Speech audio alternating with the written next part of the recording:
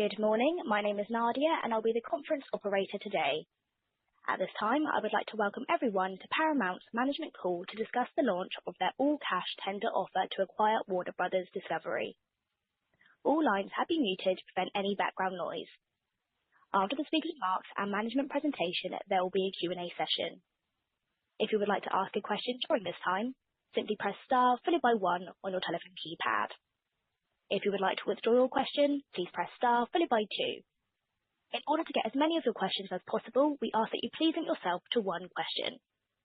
I would now like to turn the call over to Kevin Creighton, Paramount's EVP of Investor Relations. You may now begin your conference call. Good morning, and thank you for taking the time to join us today.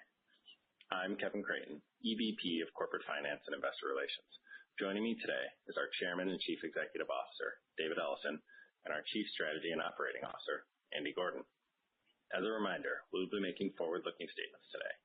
The forward-looking statements include statements concerning a proposed transaction between Paramount and Warner Bros. Discovery, including with respect to the expected timing, the completion, and the effects thereof.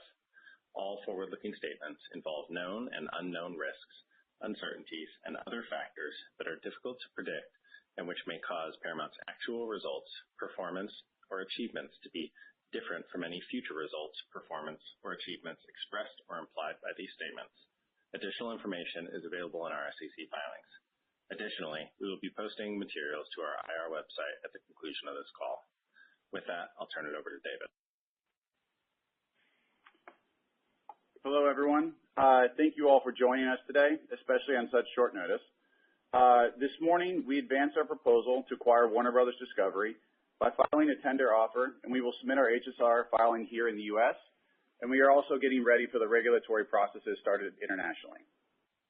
Consistent with the formal proposal we delivered to the Warner Bros. Discovery board on December 4th, we are offering $30 per share, all cash, fully backstopped by my family, Redbird Capital Partner, and our partners at Bank of America, Citibank, and Apollo. As part of our offer, the Ellison family and Redbird would remain the majority shareholders with an owner-operator ethos and discipline.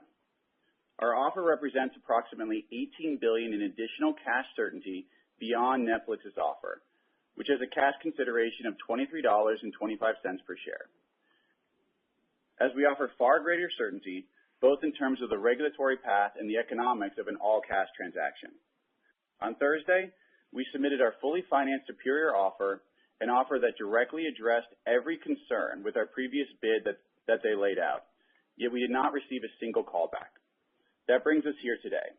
We want to bring our proposal directly to WBD shareholders to evaluate a clearly superior proposal across both economic value and regulatory certainty, and we believe they deserve that choice. We're here to fight for value for our shareholders and for WBD shareholders. The motivation for this effort is simple. It's the same reason we pursued Warner Bros. Discovery from the start. We love the movie and entertainment business. We believe deeply in its future, and we want to help preserve and strengthen it. Movies are one of America's greatest exports, and we want to lean into that legacy, not diminish it.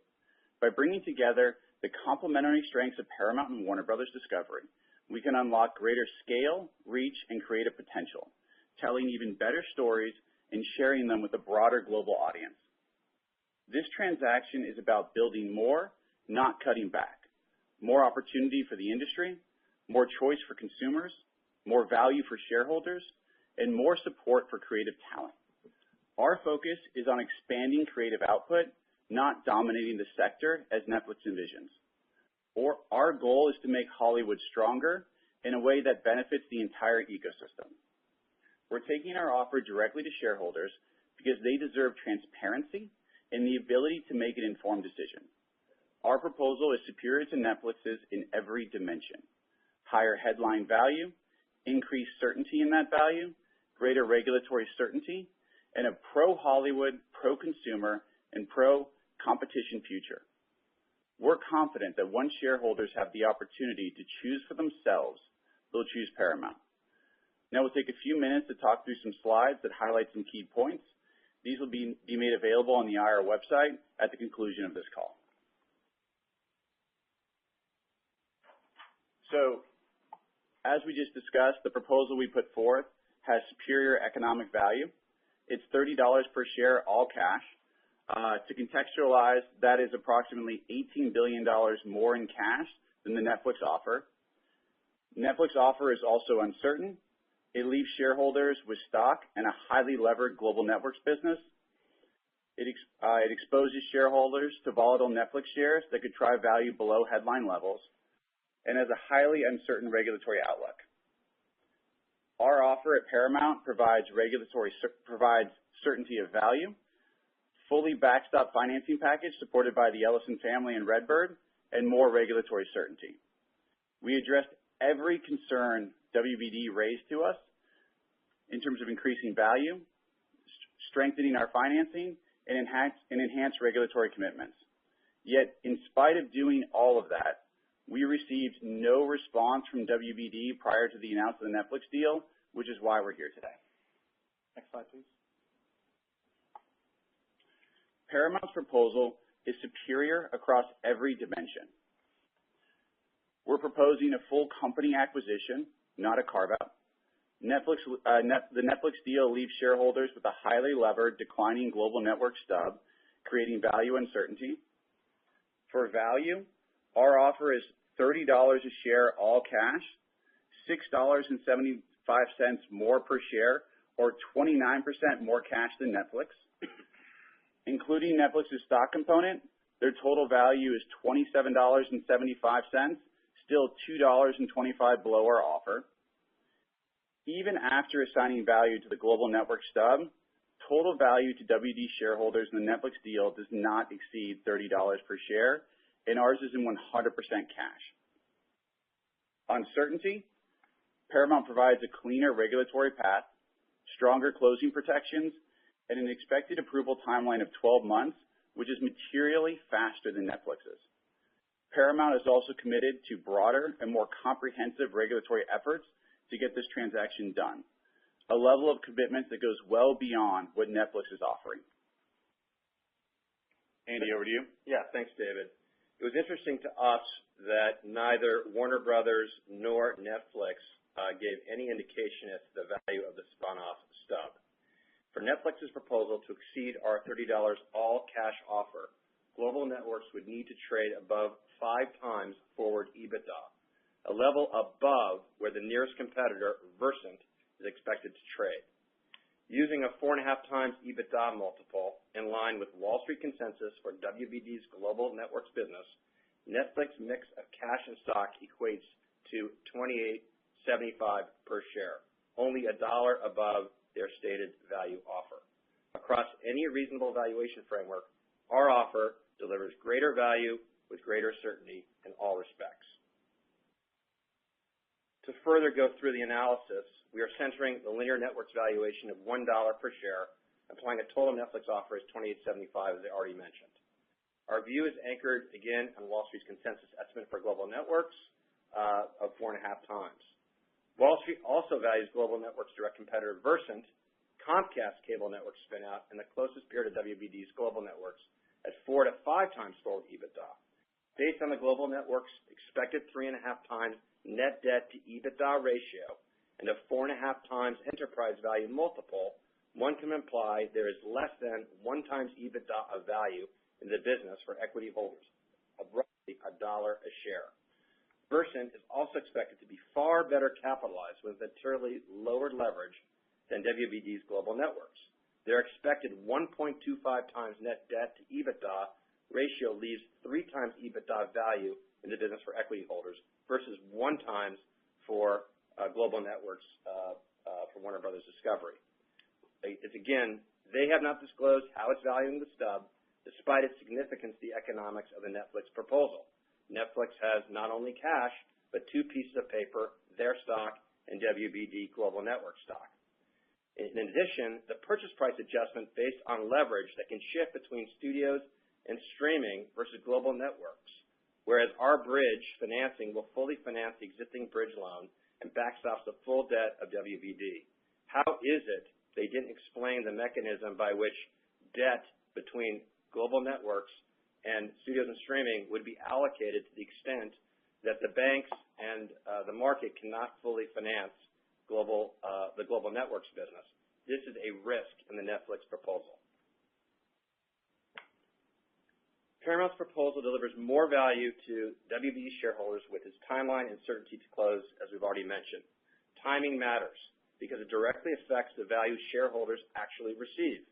Netflix's proposal is expected to take meaningfully longer to close, which reduces its present value, which is important relative to when shareholders can get their money.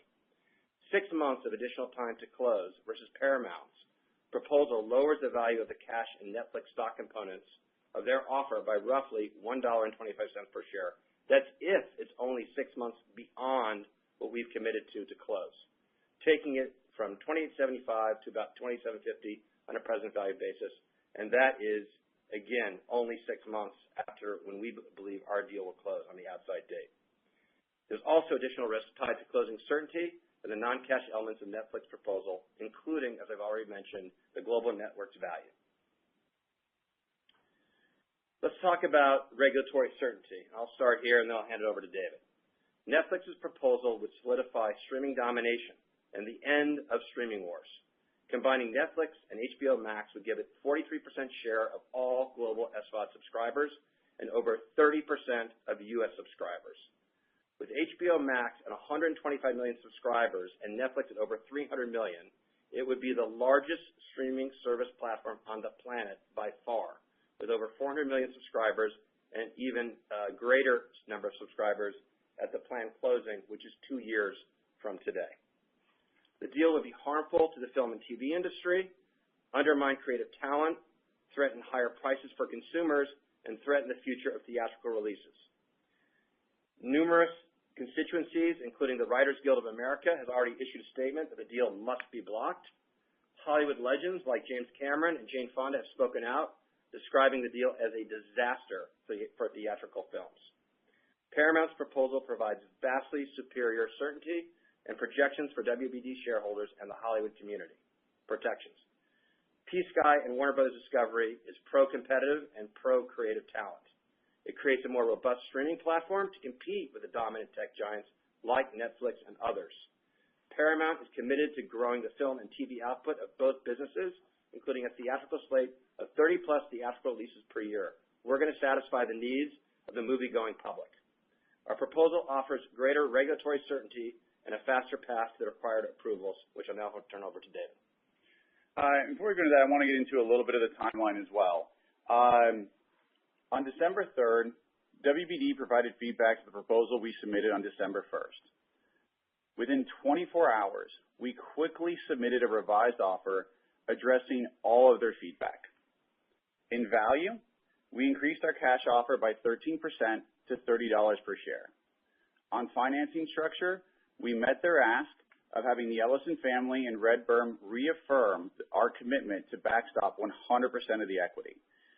And for clarity, the Ellison Family Trust holds well over $250 billion in Oracle stock, which is more than 6 times the needed equity for this deal. We also offer greater regulatory certainty as the equity is fully backstopped by the Ellison family and RedBird. And the only regulatory condition that we need to satisfy is antitrust, which we are confident we can get through. We also offer them flexibility between signing and closing. We agreed to give WBD full independence in managing their outstanding bridge loan facility so long as P-Sky is able to refinance any new debt at par. We also committed to providing broad interim covenant flexibility based on the guidance given to us from WBD. Despite addressing every concern, we did not receive a response to our improved and superior offer, and a deal with Netflix was announced the next day. And we're here because we want to bring what we believe is a far superior offer directly to shareholders. We think the key questions WBD shareholders should be asking are, 1, did WBD thoroughly review our fully backstop $30 per share all-cash offer? If so, why did they choose Netflix's offer with lower economic value and less certainty? The Netflix proposal leaves shareholders with stock in WBD's global networks business, which is saddled with debt. How is WBD attributing value to this equity? What supports the view that Netflix can clear regulatory hurdles in a reasonable time frame? And was the sale process fair and robust, and did it serve shareholders' best interest? And with that, I'll open it up to questions. All right. Before we jump into that, just sorry, 1 second, Nadia. While we focus on the details driving us to launch the tender offer, on this call, we'll be posting these slides to our website immediately after, and they will contain certain additional forward-looking views of the proposed combination of Paramount and Warner Brothers, and how we'd expect to manage the combined business, as well as some financial highlights. So just wanted to flag that. With that, Nadia, we'll go ahead and open it to questions, please. Great, thank you. If you would like to ask a question, please press star followed by 1 on your telephone keypad. If you would like to remove your question, please press star followed by 2. As a reminder, we ask you please limit yourselves to 1 question. The first question goes to Ben Swinburne of Morgan Stanley. Ben, please go ahead. Thanks. Good morning, David, Andy, Kevin. I guess a question on process and then one on the synergy opportunity. You've launched a tender at $30, I believe, today. I haven't gone through the full docs that expires early January. Is the expectation that you'll be building a position in WBD, or how do you think about the sort of next several months of process as you guys move forward? And then $6 billion plus of cost savings. David, could you talk a little bit about, or Andy, where that opportunity comes from? As you know, both Paramount and WBD have had rounds of layoffs and cost cuts going back probably 3 years now for each of them, including a lot that you've laid out on Paramount's guidance. So where do you see such a sizable synergy opportunity across the combined entity would be helpful for us? Thank you. Hey, Ben, it's Andy. Let me take the structure on the tender offer. And as you know, we are going direct to shareholders with our tender offer announcement today. That tender offer will be open for 20 business days. Warner Brothers Discovery will need to respond to our tender offer within 10 business days. And after the 20 business days, we have the option to continue to extend that offer to keep it outstanding for as long as it makes sense for the Warner Brothers Discovery shareholders. Beyond that, there's nothing more to say around that particular issue. With regard to cost savings, why don't I take the first part, and then I'll turn it over to David. But this deal is about synergies between 2 of the largest entertainment companies in the country. And so unlike what we've done, which was improve efficiencies at Paramount, this is about duplicative operations across all aspects of the business. What I would say to you is that we're very focused on maintaining the creative engines of the company, and so the costs really go to duplicative functions on back office, finance, corporate, legal, technology, infrastructure, et cetera.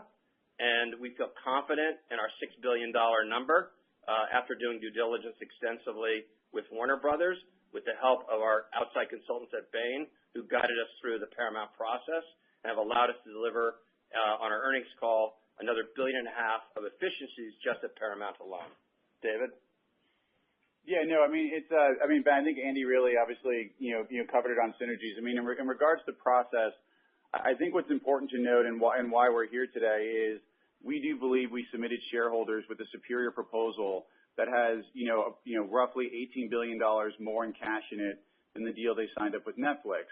And if you just walk through the entire process, every single offer we made had no financing conditions. And throughout the totality of the process, we never received a single markup of the documents. And upon our last offer, which we are now taking directly to shareholders, which, by the way, we did note directly to the CEO, David Zaslav, was not best and final, we never got a response to, even after we responded to all of their requests within a 24-hour period of time. And given the fact that when you look at our $30 in cash versus their $23.25 in cash, we believe that shareholders will want the value, certainty, and speed to close that we are offering, which is why we're here today. Understood. Thank you, guys. Thank you.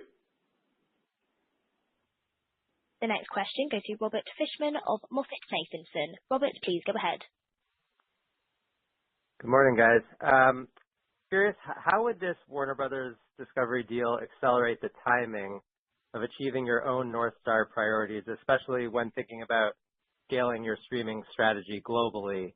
how would you use or plan to use HBO and Warner Brothers content differently within Paramount Plus, maybe even from pricing or tiering perspective to help reflect the premium content? And then just a second one, if I can you just talk about your confidence of ultimately winning a bidding war with Netflix if they feel the need to raise their bid in the future? Yeah, no. By the way, great question. And look, as we discussed on obviously on our earnings call, basically, one of our core North Star priorities is obviously getting to scale and streaming. And we believe this acquisition accelerates that core goal. Paramount Plus today is 79 million global subscribers. WBD is 122 million. When you basically dedupe that, you get to round numbers 200 million global subs at close, which puts us on par with Disney, but still significantly below Netflix at 310 million or Amazon at about that number. So, again, we really view this as our deal is completely pro-competitive. It's pro-creative talent. It's pro-consumer, as opposed to, the combination, with Netflix would give them such a scale that it would be bad for Hollywood and bad for the consumer and is anti-competitive in every way that you can fundamentally look at it. And so and then when you talk about the offer, we still have not received a response to our $30 all cash offer, which is the most superior proposal that has been put on the table to date. So until we hear back from that, that's why we're taking this directly to shareholders. All right. Thank you, Robert. Nadia, next question, please. The next question goes to Stephen Cahall of Wells Fargo. Please go ahead. Thank you. First, just a question on how you think about the regulatory process. You talked about a Netflix proposal could lead to streaming domination. When I look at things like Nielsen's gauge, in total TV time, I think Paramount's a little bigger than Netflix is, or pretty comparable anyway. So how do you think about the regulators looking at this market as a streaming market versus a TV market, since that seems to kind of matter for how the different scales pan out? And then just, on a strategic basis, you talked about some of this consensus valuation around networks, which goes into a lot of this debate. How do you value that business? Some of your competitors in this process haven't been interested in linear. You clearly are. So how do you think about the opportunity in that business, maybe how it's complementary to yours, or why you think maybe it's worth more than what consensus is putting on it? Thank you. Yeah, so look, I appreciate the question. Look, we've heard this category ambiguity argument a lot. And look, I think we've all been doing this long enough to where we respectfully don't buy it. A couple things, and one is all linear is not equal, right? Broadcast is an incredibly stable business. Cable is in secular decline, being replaced by streaming, period. When you look at category ambiguity, saying that streaming is not a market is a little bit like looking at the beverage market and saying that Coke and Pepsi can merge because Budweiser is a replacement to it. It doesn't make sense when you look at it, and it's not the way regulators look at it. In addition to that, look at it through the lens of the creative talent community. Basically, great showrunners are not saying, I'm going to take the next Game of Thrones to TikTok or Instagram. They take it to streaming services. And when you look at the consolidation of market share that would occur by combining, Warner Brothers Discovery and Netflix, that is unprecedented market share. And so from that standpoint, we think that is deeply anti-competitive. And then in regards to the value of the network, we do value it at $1 a share. And, when you look at the analysis of it, and again, one of the reasons why we are so interested in it and want to acquire it is because when you put it together with our linear business, there are significant synergies as we've discussed, and it will also be highly cash flow generative. And we can use that cash flow to invest in our North Star principles and invest that into more movies, more television series. So we said we want to make 30 movies a year exclusively for theatrical. We want to make more original series, invest in sports, and invest in our growth businesses. And last thing I will say, when you look at what the proposed combined company is, round numbers, it's $70 billion in revenue, very quickly getting to 16 EBITDA and generates $10 billion of cash flow. Anything you want to add to that? No, I just say, Steve, look, on the linear networks, our linear networks and our broadcast business combined will actually create a much more interesting portfolio, both for our shareholders, but also for our large distributors who still need our content to satisfy the needs of their customers. And we think that we can actually do a really good job beyond the synergy potential that we talked about in helping with that customer constituency, and have confidence now that we've owned the business for a bit and understanding what we can do with those brands. And let's just be clear, Global Networks has some really great brands. All right. Thank you. Nadia, next question, please. The next question goes to Jessica Reif Ehrlich of Bank of America Securities. Please go ahead. Thanks. I guess one question on valuation. When you think about its success, like how the money that's raised to finance this, can you just talk about how that equity, like what value, how much equity will be raised, how much is equity, how much is debt, and how you value, and what value it goes in? Like what, help us think through the dilution. And secondly, if in the event that the Warner Brothers Discovery shareholders reject your proposal, what is Plan B for your future growth? Yeah. Hi, Jessica. It's Andy Gordon. Let me address sort of the sources of capital so you understand it.